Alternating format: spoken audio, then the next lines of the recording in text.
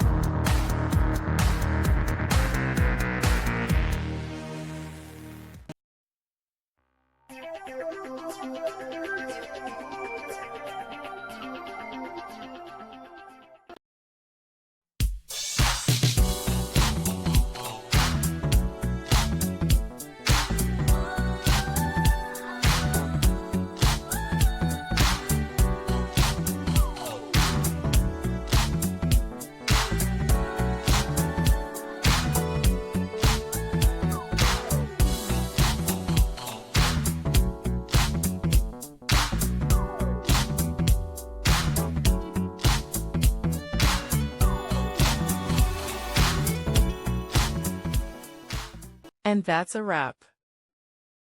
I hope you found the answer you were looking for.